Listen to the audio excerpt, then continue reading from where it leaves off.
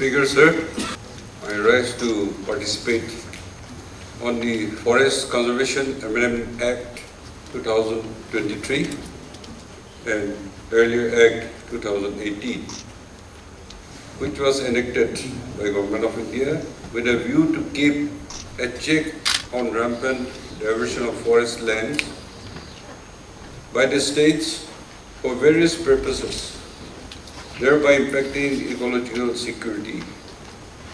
The Act mandated that the diversion of forest land for any non-forestry purpose prior permission of central government is required. I want to appreciate all the participants who have taken keen interest in the discussion. All cannot speak, but I think all agree to whatever is said, because for tribals, for Nagas, land and forests, which we call it resources, it belongs to the people.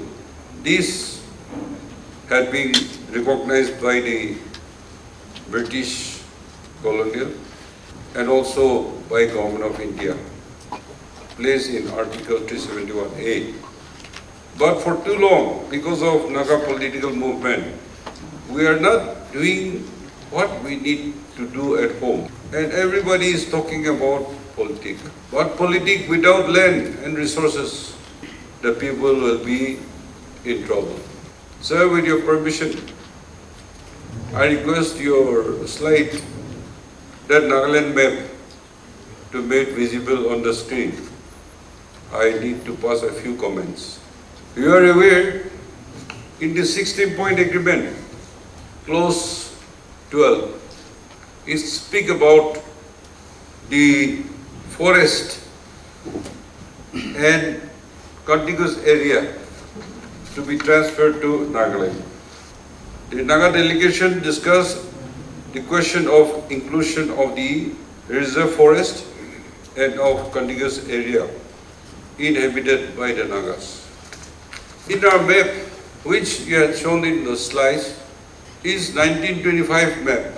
Now, after statehood also, it is where at the 60th year of our statehood. And what was drawn, we did not agree. We had placed on record in 16-point agreement, clause 12. And in 60 years, the so-called disputed area belt. So many Naga villages also has come up. Occupied. Administrative centers were also created. Even a district like Newland is created. But in that Nagaland map, it is outside Nagaland. So all these issues we have discussed time and again at the official level, in the cabinet, but the maps are not updated. I'm not only talking to the assembly, to all the honorable members and to all the bureaucrats, the HODs and AHODs. Why we are not doing our homework? Why are we not updating? There are how many villages in the disputed area? We are only a small population. That's why compared to Assam, there is only few villages we had occupied. But there are multiple times more than Assam villages. And they are not only the indigenous people who are occupying, they are bringing illegal immigrants and placing in between to occupy the land. Integration issue is alive, but the transfer of forests is almost forgotten. And I would say even given up. There is a Supreme Court case going on the border dispute. And the border department and the bureaucrats, how much record you have, I don't know. Time and again, I have been talking about this. We should take this very seriously. And in the map, wherever Nagas are situated, their villages name should be there, and there should be a marking We have discussed and I have seen the map that there is a marking where Nagas are occupying. But in today's map, it is not there. That's why I am raising this issue. The forest area under disputed area belt are as many as 9. Disoi Valley Reserve Forest, Disoi Reserve Forest, Tiru Hills Reserve Forest, Opoipur Reserve Forest, Geliki Reserve Forest, Doyang Reserve Forest, Rema Reserve Forest, Nambor South Reserve Forest, Neiphiu Reserve Forest, totaling to 1,56,711.53 hectares. It's huge. And therefore, we're only quarreling where we are. We had forgotten because we had feel like a defeated person.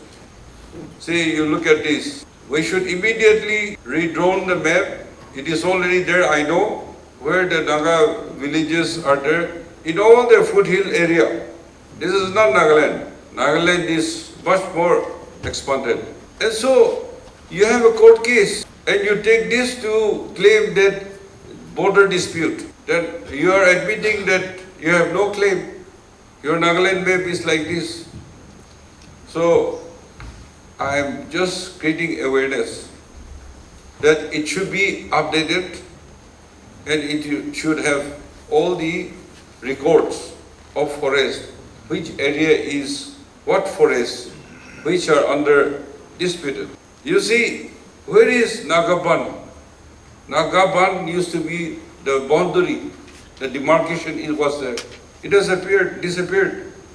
And we think that Nagaban, there was a primary school where voting used to take place for Tamlu constituency.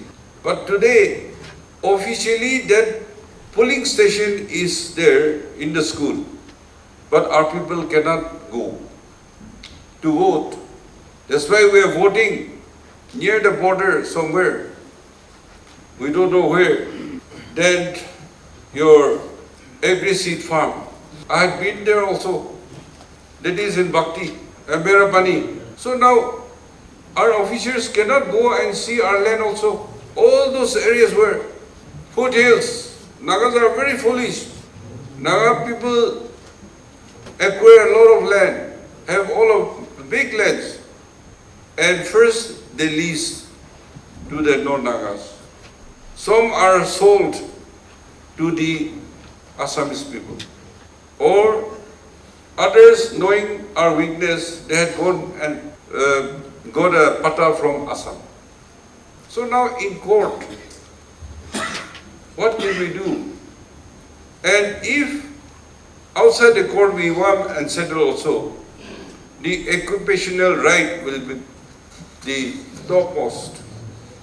And that's why I'm worried about, we are talking about land and its resources belong to us. But we are losing all the best land that is ours. So my concern I'm showing, in every department or in court cases are demarcated Naga occupied and the areas should be marked very clearly. Sir, the government of Nagaland, by notification issued in July 1986, mandated that the provision of FCA be applicable only to government reserve forest and such other forests and wildlife sanctuaries under the control of the state government. The provision those never became applicable to private and community owned forests, which account for about 95% of the total forest in our state. In 1996, the ambit of the Act was extended by the Honorable Supreme Court of India to even privately owned forests as part of its decision in PIL WP within bracket C 202 of 1995. Tien Goda Varman versus Union of India. The orders wherein the Honorable Court directed all government to apply FCA as part of the dictionary meaning of the word. This decision brought even the private forest and other ambit of FCA. The decision also created a situation in the state where it was presumed that the extension of the Act to private forest infringe upon privileges granted under Article 271A of the Constitution of India. Whatever interpretation court may say, I feel that Article 271A is a political agreement, and I trust Government of India, they will not go back from their political agreement. As I had mentioned, that is the only document that had assent, the Nagas given the assent to be a part of the Union. The matter was referred to the State Government of India and eventually the Additional Solicitor General, ASG of India, for clarification. The Government of India, confirming the opinion of the ASG conveyed to Nagaland in September 1998 that FCA Forest Conservation Act will be applicable to the state of Nagaland, including private community-owned forest land, which many honorable speakers had also mentioned. Subsequently, the matter was referred to the Advocate General of Nagaland, who upheld the supremacy of the Article 371A of the Constitution of India, but made no specific recommendation on the applications of the Honorable Supreme Court judgment in WP or bracket C 202/1995. At a later stage, the state partially implemented Honorable Supreme Court decision regarding the applicability of the Act to private areas, where our state started preparing and submitting working scheme for abstracting of timber from private areas, private forests for approval to the Ministry under Forest Conservation Act in 1980. The Government of India has recently amended the Forest Conservation Act 1980, and as per the Amendment Act 2023, it is now applicable only to notified government forests or areas and land which have been recorded as forests in government record. Thus, the Amendment Act is applicable to government-owned land which constitute approximately 5% of the total forest area of the state. Private or community forests, those continue to remain outside the purview of the amended Forest Conservation Act. This is why what I think is we have to verify which is coming under the purview and which is not. The Forest Department should take a step to clarify. Otherwise, we are confused. And when we are confused, we'll be debating over and over again, but there will be no clarity. It is the job of the Forest Department and necessary other supporting also to identify, to verify which comes under the purview of this Act, FCA, or which are outside. Say, as per the Forest Conservation Amendment Act 2003, the forest land is defined as under 1A, bracket 1, the following land shall be covered under the provisions of this Act, namely A, the land that has been declared or notified as a forest in accordance with the provisions of Indian Forest Act 1972 or under any other law for the time being in force. B, the land that is not covered under clause A but has been recorded in government record as forest as on or before 25th October 1980. So now we have to identify which one is what in which category. We cannot take everything together and then quarrel among ourselves or having apprehension. Many honorable members have spoken about the exemption granted in the amendment FCA to arise falling within 100 kilometers from the international border, and the apprehension that land may be taken over by the central government or any strategic requirements. I would like to assure the honorable members that for acquiring any area in the state for developmental or security purposes, even within 100 kilometers of international border, the provision of the relevant state laws shall continue to apply as it is. No land within the state can be taken unilaterally. However, the requirement of obtaining clearance under the Forest Conservation Act for transfer of forest land has been done away with the strategic project of national security for others. So, in this, I feel that the state government and the people should be ready to provide their cooperation to Government of India for any development activities, particularly in the interest of the national interest or national security. However, as practice for transfer of government owned, owns forests, in the events of community and private owned forests being required for such purposes, the state should be suitably compensated for the loss of forest cover and damage to environmental security, in addition to the compensation of land. As mentioned about the Kempa, the matter which we were not familiar, and that's how we had, Matan had just mentioned how much loss we have occurred because the compensation mechanism was not in place. Therefore, on the matter, there are concerning the Forest Conservation Act, and it is that owing to non-applicability of Forest Conservation Act, the state has failed to avail funds under the compensatory for afforestation management and planning authority.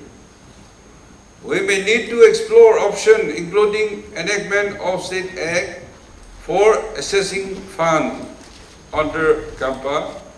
The source of funds under CAMPA is collected from the implementing users agencies for the diversion of forest land for non-forestry, etc. Therefore, as discussed and demanded by CSOs and as discussed in our cabinet, I think it is appropriate that we pass a resolution to exempt the state of Nagaland from this purview because of the special provision of Article 371A. But what is due to us for the compensation, that appropriate legislation can be passed in our state and we should claim. Otherwise, I had gone through the compensation received by other states. In terms of 1,000 crores they got, as mentioned by somebody also.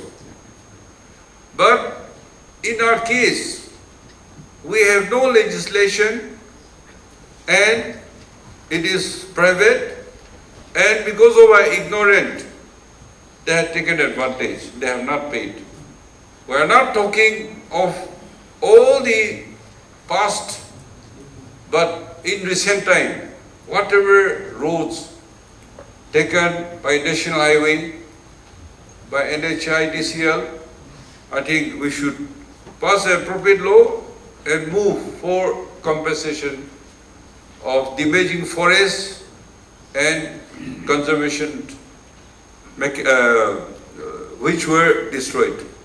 So with this few words, as I had mentioned, I propose a resolution with taking the sense of the House for our own protection and also make a legislation at the appropriate time to get the benefit of CAMPA. Thank you. The Leader of the House for the concluding remarks to the discussion under Rule 50 pertaining to the subject matter of the Forest Conservation Act of 2023.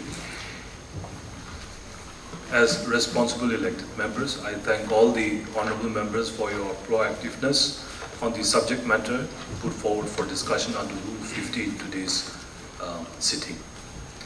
I therefore gather that the unanimous desire of the House is to pass a resolution with regard to the subject matter on the Forest Conservation Act of 2023 on similar lines like the Uniform Civil Code as discussed before forenoon today.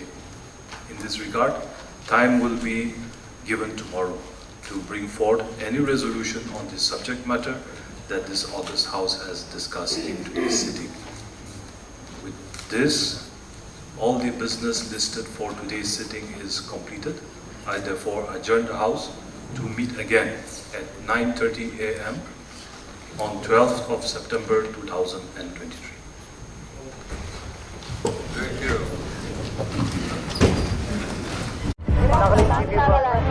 Nagaland TV, Sob Manulaga Awas. Watch us live on Geo TV and on your television sets as well. For Dimapu viewers, we are on channel number 994 in Global Chapter, and Kohima and Mokokchung viewers, switch to channel number 138 on Hornbill Digital. For all news and updates, follow us on Facebook, Instagram, YouTube, and Twitter.